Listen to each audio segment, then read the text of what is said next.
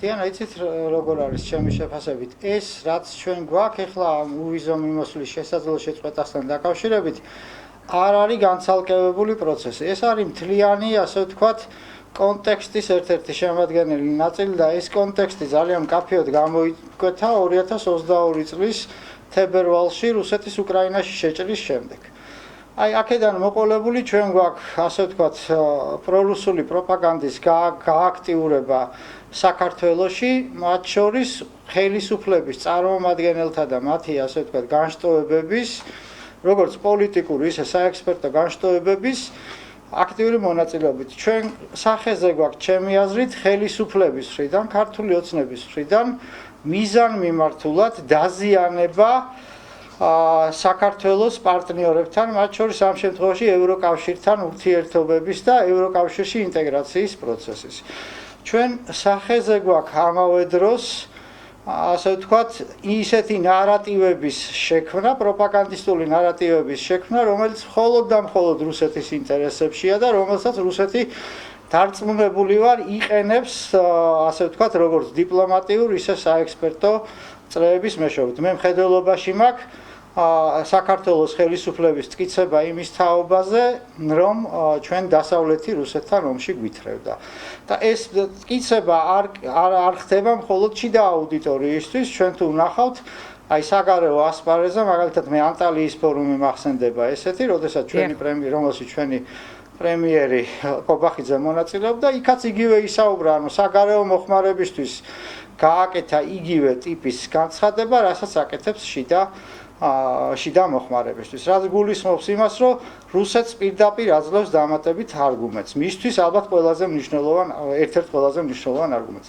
საბოლოო ჯამში მე იმის თქმა მინდა, რომ ხელისუფლება მიზანმიმართულად აზიანებს როგორც საქართველოს ევროკავშირში ინტეგრაციის პროცესს, ისე საქართველოს პარტნიორებთან ურთიერთობებს და ჩვენ ადრე თუ გვიან სამწუხაროდ მივალთ იმ მოცემულობამდე, რომ ევროკავშირს მოუწევს ამ გადაწყვეტილების მიღება საქართველოსთან მიმართებაში. ახლა მე მიჭირს იმის თქმა, ეს იქნება მაინდა-მაინც 1 სექტემბრიდან თუ რომელიმე თარიღიდან, მაგრამ სამწუხაროდ არ მიჭირს იმის თქმა, რომ ხელისუფლება ამ პოლიტიკას და ამ მიდგომას გააგრძელებს მომავალშიც. კი ბატონო, როგორ ფიქრობთ, ბატონ გიორგი, მათი ამოცანა არ არის ალბათ უვიზოს შეწყვეტა, იმიტომ რომ ხვდებიან, რომ ეს არ არის პოპულარული საკითხი, მაგრამ რატომ არ შეუძლიათ რაღაცნაირ დიალოგში შევიდნენ იმ ტიპის შეცვალონ რაღაცეები თუ ყველაფერი არა და აჩვენონ რაღაც ტიპის მზაობა. აი, ამით რაღაც ნულოვანი დაინტერესება აქვთ თითქოს, თუმცა ჩვენ ასევე ვიცით, რომ მან განაცხადა ყობახიძემ, რომ აი ხვალვე წავალ ბრიუსელში თუ ამის საჭიროება იქნება. საჭიროება რო არის ამის ჩვენი პარტნიორებთან ურთიერთობების ადგენის, ეს ნიშანი საიდან უნდა მიიღოს ყობახიძემ, ჩემთვის გაუგებარია. ეხლა რაც შეეხება თქვენ შეკითხვას, რომელიც მართებულია, უყურეთ, მე ესე ვხედავ, ძალიან არ მიყვარს შეთქმულების თეორიები, არა ვარ, ასე ვთქვათ, ამ შეთქმულების თეორიების მიმართ არასოდეს არ ყოფილვარ განწყობილი, მაგრამ სამწუხაროდ ჩვენთან განვითარებული პროცესები ერთადერთ მთავარ დასკვნაზე გავყავარ. ეს დასკვნა შემდგომში მდგომარეობს. რაღაცები, რაც კეთდება, რა გადაწყვეტილებებსაც ღებულობს ქართული ოცნება, ის არ შედის, ასე ვთქვათ, არა მხოლოდ საქართველოს ეროვნულ ინტერესებში, არამედ ქართული ოცნების, ასე ვთქვათ, პოლიტიკურ ინტერესებში, მაგრამ შედის აშკარად რუსეთის ინტერესებში. აი, ყველაფერი, რაც ვისაუბრე წინა პირველი კომენტარის, ყველაფერი აბსოლუტურად შედის რუსეთის ინტერესებში და შესაბამისად, ასე ვთქვათ, ის, რასაც აკეთებს ახლა, რაც ხდება საერთოდ ჩვენს შიდა პოლიტიკაში, რაც ხდება მაგალითად ბოლო დროს რუსეთ-სომხეთის ურთიერთობების გამწვავების ფონზე ჩვენსა და სომხეთს შორის ურთიერთობებში, ხო? ჩვენ შევქმნით ხელოვნური ბარიერები სომხური ტვირთებისთვის და ჩვენ მოვახერხეთ ის, რომ გაგვეძვირებინა გაზის სომხეთის მოსახლეობისთვის. ეს ყველაფერი შედის რუსეთის ინტერესებში. და მე მგონია, რომ აქ რაღაც ეტაპიდან განსაკუთრებით ალბათ მეორე ეგრეთ წოდებული რუსული კანონის თუ მეორე ჩემობრუნებიდან აქ რუსეთს იმდენად მყარი მართვის ბერკეტები აქვს, რომ საქართველოს ხელისუფლება უბრალოდ იძულებულია თუ აქ კიდე ასე ვთქვათ რაიმე ინტერესი რომ შეეწინააღმდეგოს მას უბრალოდ ამის არანაირი შესაძლებლობა არ აქვს და მიყვება იმ დღის წესრიგს მთავარ საკითხებში გულისხმობ და არა ასე ვთქვათ ჩიდა გარჩევებში და დაპირისპირებებში რაც მოსკოვის ინტერესებშია. მე ესე ვხედავ სამწუხაროდ ჩვენთან განვითარებულ მოვლენებს ახლა. აი მე ამის ნაბიჯი მხოლოდ ეს გზა მხოლოდ ევროკავშირთან ურთიერთობის გაფუჭებაზე ალბათ არ გაჩერდება ეს ტრენდი და რა დროს როგორად ძლიერი იქნება ის იმ ვთქვათ იმ გადასახედიდან იმოქმედებს სამომავლოდ, ანუ ამის მოლოდინი უნდა არსებობდეს თუ არა.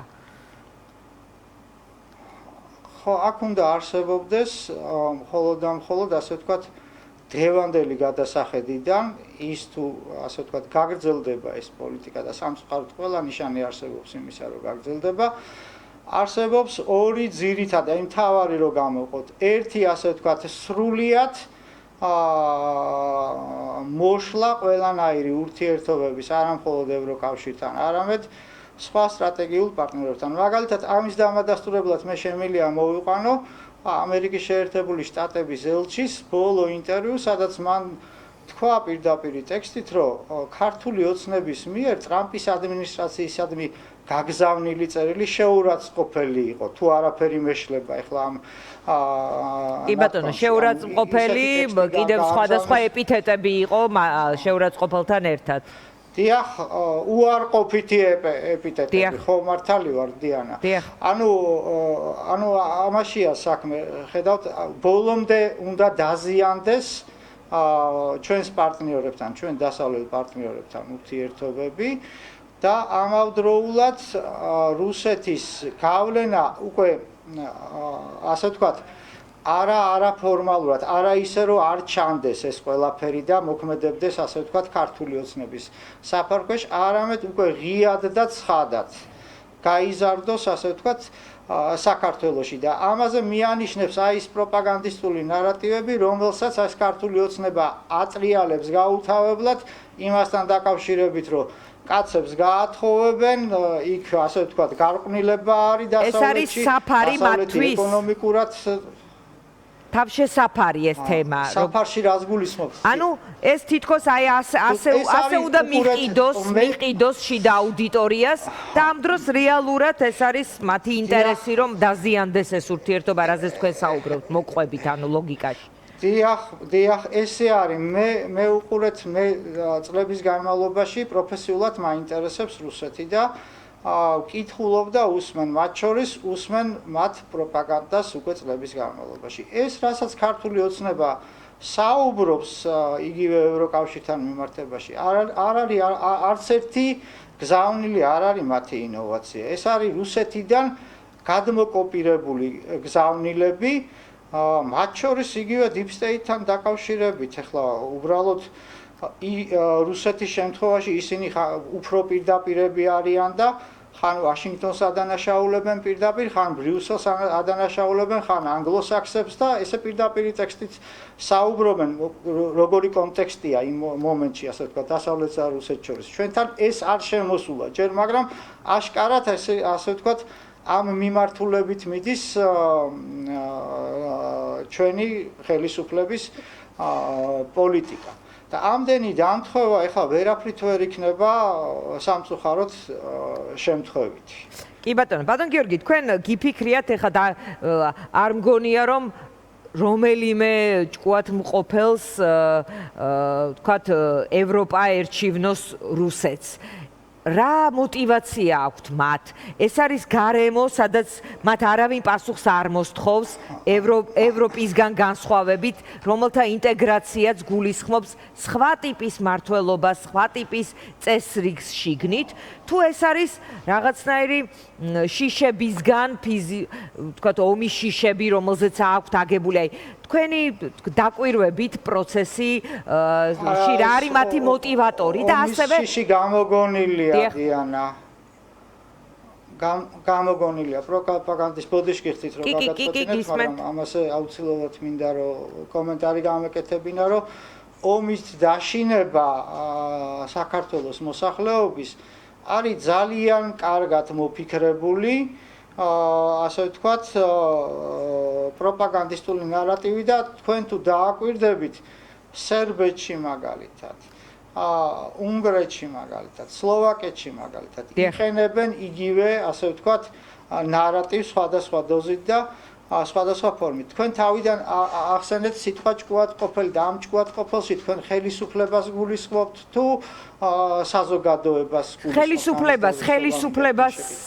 ხელისუფლებას თუ ანუ ხო, ხელისუფლებას აქ ძალიან მარტივი ამოცანა. ნებისმიერ თუნდაც საზოგადოებაში, არ ვიცი, ევროპასთან ინტეგრაცია, ევროპული პოლიტიკა, ევროპული ცხოვრება. დიახ. მოდით საზოგადოებასთან მიმართებაში ვიყოთ ჩვენ შედარებით თხილები, იმიტომ რომ უყურეთ, ქართულმა ოცნებამ ძალიან ბევრი რამე ღიად გააკეთა, რომელიც საქართველოს ეროვნულ ინტერესებს ეწინააღმდეგებოდა. მიუხედავად ამისა, ბოლო არჩევნებზე მე მგონია, რომ მე არ მჯერა იმის, რომ ქართულმა ოცნებამ მოიგო ეს არჩევნები. მოიგო, რა თქმა უნდა, გაყალბებით, რომლის მექანიზმები საკმაოდ მაღალ დონეზე აქვს დახვეწილი, მაგრამ ამავდროულად ფიქრობ, რომ საკმაოდ ბევრმა საქართველოს მოქალაქემ მისცა ხმა ქართულ ოცნებას. მათ შორის შეიძლება გულწრფელი მხარდაჭერების რაოდენობა ბევრი არ იყო, მაგრამ არის იმ ხალხის რაოდენობა, რომელიც სხვადასხვა ერთმანეთისგან განსხვავებული მოტივაცია ამოძრავებს. ამიტომ მე აქ ძალიან თხილი ვიქნებოდი, იმიტომ რომ მე რასაც ვხედავ ჩემ დასამწუხაროდ აი საქართველოს საზოგადოებაში ეს პროპაგანდა, რომელიც არ არის ახლა ესე ასე ვთქვათ სპონტანური, ეს არის მიზანმიმართული, მუშაობს საქართველოს საზოგადოებრივ აზრზე, მუშაობს ასე ვთქვათ ქართული ოცნების და რუსეთის სასარგებლოდ. შეიძლება არა იმ მასშტაბით, რა მასშტაბითაც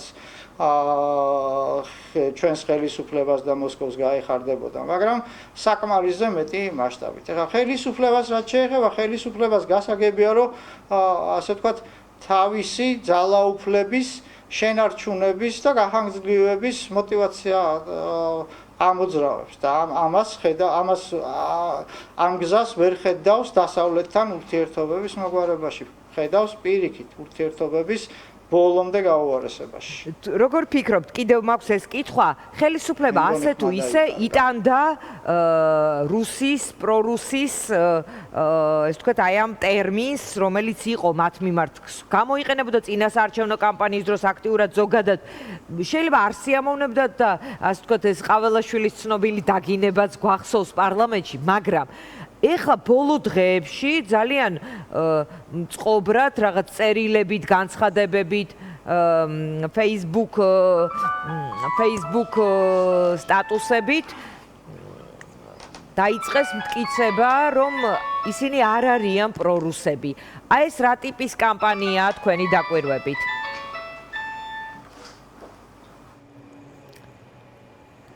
ბატონ გიორგი, ისმოდა თქვენი ხმა, ჩვენა გვესმოდა, მე მგონი თქვენ არ გესმოდათ ჩემი. ისევ დავუკავშირდებით ჩვენ გიორგი ბილანიშვილს და ასე ვთქვათ. კი ბატონო, ბატონ გიორგი,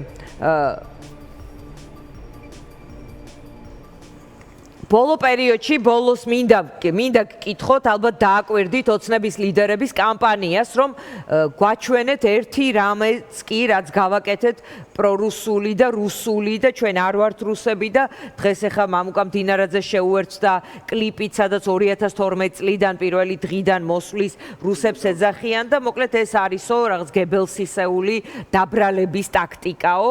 მოკლედ ამ ტერმინს ცდილობენ ახლა რაღაცნაირად დაცილდნენ ამ სტიგმას. ყოველ შემთხვევაში ამის ცდელობა აქვთ რიტორიკის ხრივ. აი თქვენი აზრით რატომ გაუჩნდათ ამის სურვილი?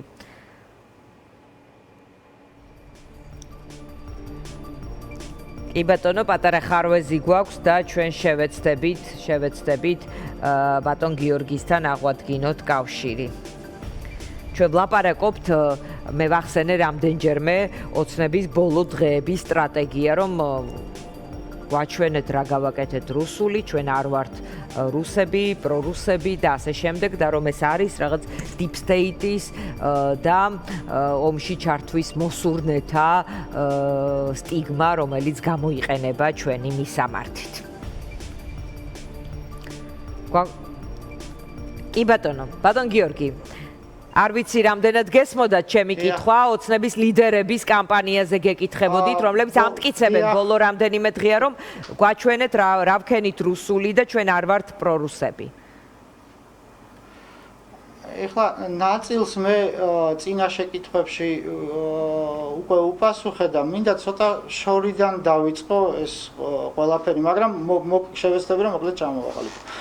აი უყურეთ 2012 წლიდან მოყოლებული რაც მოხდა რუსეთთან ურთიერთობებში აღდგა ჩვენი სავაჭრო ეკონომიკური ურთიერთობები და ეს თავისთავად ცუდი არ არის, მაგრამ რუსეთის ბაზარზე ძალიან დამოკიდებული გახდა საქართველო და ეს ვაჭრობა არის საგარეო პოლიტიკის ერთ-ერთი ინსტრუმენტი ზოგადად და მათ შორის ასე ვთქვათ რუსეთი ჩვენთან მიმართებაში ამ საგარეო პოლიტიკის ინსტრუმენტს გვაქვს პრაქტიკა რომ იყენებს. კიდე რა შეიძლება ითქვას, უსაფრთხოების სისტემა და მათ შორის ისეთი ასე ვთქვათ სასარგებლო ინსტიტუტები, როგორც არის ნატო ევროკავშირის საინფორმაციო ცენტრი, დიპლომატიური აკადემია, ეროვნული უსაფრთხოების საბჭო, დაზვერვის სამსახური, მიზანმიმართულად ასე ვთქვათ განადგურდა და მოიშალა. შიგნით ქვეყნის შიგნით დროთა განმავლობაში თანდათანობით ასე ვთქვათ დამკვიდრდა და გაძლიერდა ისეთი პროპაგანდისტული ნარატივები, რომელიც ასე ვთქვათ მხოლოდ და მხოლოდ მოსკოვის ინტერესებშია და ერთ-ერთზე უნიჭოთ უნდა აუნიშნო, მაგრამ ერთ-ერთზე იმეორებს ასე ვთქვათ რუსეთის პროპაგანდის მთავარ გზავნილებს. რუსეთს ვაძლევთ არგუმენტს, რომ ასე ვთქვათ ომი უკრაინაში მას კი არ დაუწყია, არამედ მის წინააღმდეგ ასე ვთქვათ განხორციელებული აქტია იმით, რომ ჩვენ ვამბობთ, რომ ჩვენ დასავლეთი გვითხრევდა რუსეთის წინააღმდეგ ომში და ამას ვამტკიცებთ გაუთავებლად. ჩვენ deep states ვაბრალებთ, ხან გლობალურ ომის პარტიას ვაბრალებთ, მაგრამ აშკარა ღია უკვე და ცხადია ის ნაბიჯები, რაც საქართველოს ხელისუფლებამ მიზანმიმართულად გადადგა საქართველოს ასე ვთქვათ თავარ პარტნიორებთან ურთიერთობების მოშლის მიზნით და ამას აგრძელებს დღესაც ასე ვთქვათ არაერთი განცხადება და არაერთი ქმედება შეგიძლიათ ნახოთ ამ მიმართულებით. ახლა მე ყველაფერი ვერ ჩამოვთვალე ალბათ, მაგრამ შევეცადე რომ ძირითადი ასე ვთქვათ საკითხები რაც ეს საარჩევნო მათი მხრიდან ამაზე აქცენტირება წინა საარჩევნო ვითარებისთვის სჭირდებათ, იმიტომ რომ თუ დიდ დროში ისინი მაინც ფიქრობენ დაცილებას მთლიანად ევროპისგან, თან პარალელურად რატომ უწევთ იმის მტკიცება, რომ არ ვართ პრორუსები, ამაზე მკაფიო აქცენტირება. ქართული საზოგადოება ითვლება, რომ ქართული საზოგადოება მათ შორის მათი ამომრჩეველი არ არის მზად იმისთვის, რომ მიიღოს პირდაპირი ტექსტით ის, რასაც წარმოადგენს საქართველოს ხელისუფლება, რომ პირდაპირი ტექსტით მიიღოს ის, რომ მისი ასე ვთქვათ მიზანი ევროკავშირში გაწევრიანება და დასავლეთთან დაახლოება კი არ არის, არამედ რუსულ ორბიტასთან მიერთება. არ არის მზად და ამიტომ ასე ვთქვათ ცდილობენ დააბნიონ თავიანთივე ამომრჩეველი და ერთგვარი ილუზია შეუქმნათ. სამწუხაროდ ეს აქამდე წარმატებით გამოდიოდათ და მომავალში რა იქნება ვნახოთ. მე არა ვარ რომ გითხრათ რომ იმედიანად ვარ განწყობილი, თვად ესეც არ არის, მაგრამ უკვე თითქმის ყველა თუ კი არსებობს ეს ჩემი აზრით ძალიან დიდი ხანია გადავიდა ქართული ოცნება წითელ ხაზებს, მაგრამ თუ კი რამე იყო დარჩენილი, იმასაც გადადიან ახლა. კი ბატონო, ძალიან დიდი მადლობა გიორგი ბილანიშვილს, მადლობა რომ მადლობა პასუხობდით. თქვენ დიანა მოწვევისთვის. კი ბატონო, საგარეო პოლიტიკისა და ეროვნული უსაფრთხოების